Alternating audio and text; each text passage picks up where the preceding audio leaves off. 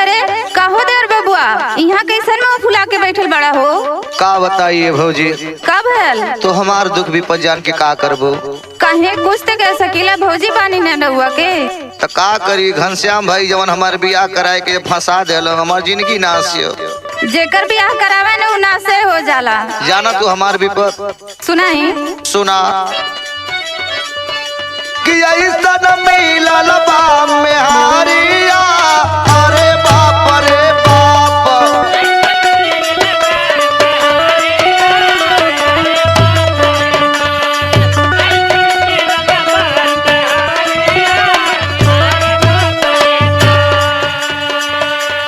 ऐसन मिलल बा में हारिया, अरे बाप रे बाप। कैला मराई से अटारिया, अरे बाप रे बाप।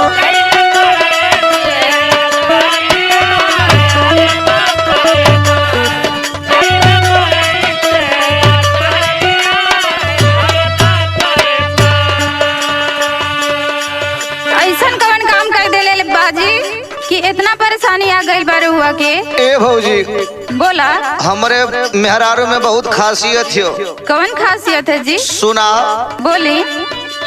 सब छूट जाई वो कर, लेकिन खाना छूट ना पावे। अरे तो बेचारी खइबो ना करे। अरे तो जिंदगी नासियो।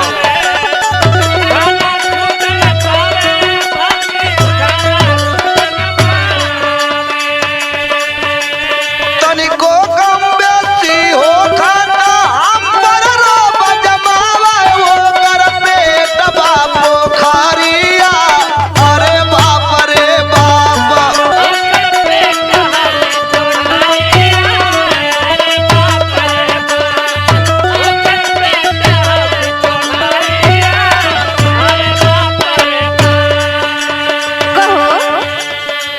का हो? इतना देखले में जैसे लागेले कि कुछ खैले पियले ना हो। अरे भौजी मत जाना, एकदम समुंदर सोख हो। अच्छा तो खायल पियल दहियो तो पता चले के चाहिए। इतना ना और खासियत सुना। बोला। साला भरे में पड़ल जीवतिया, हो ना भूख पावल।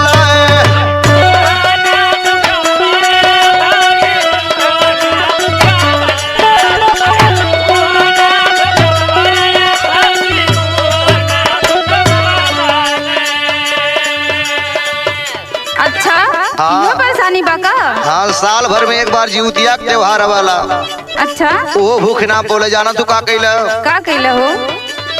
अपने बदल में ऊ फुहरी, हम ही से भूखवा वाला पेट में पारल बाबो हारिया, अरे बाप रे बाप।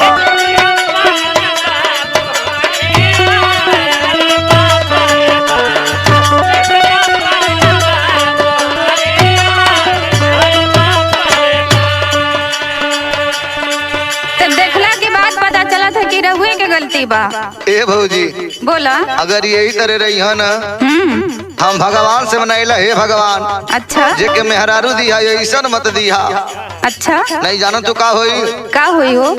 सारा जन्म दुश्मन के मालिक ऐसा नारायण दिया। इतना खराबी बा?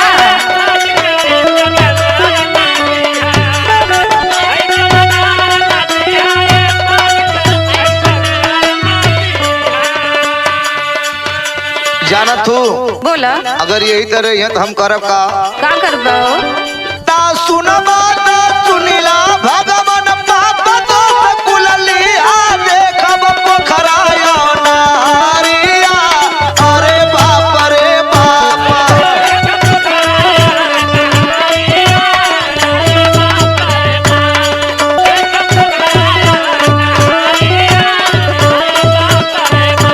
ऐसन मिलल बा में हारिया, अरे बाप रे बाप।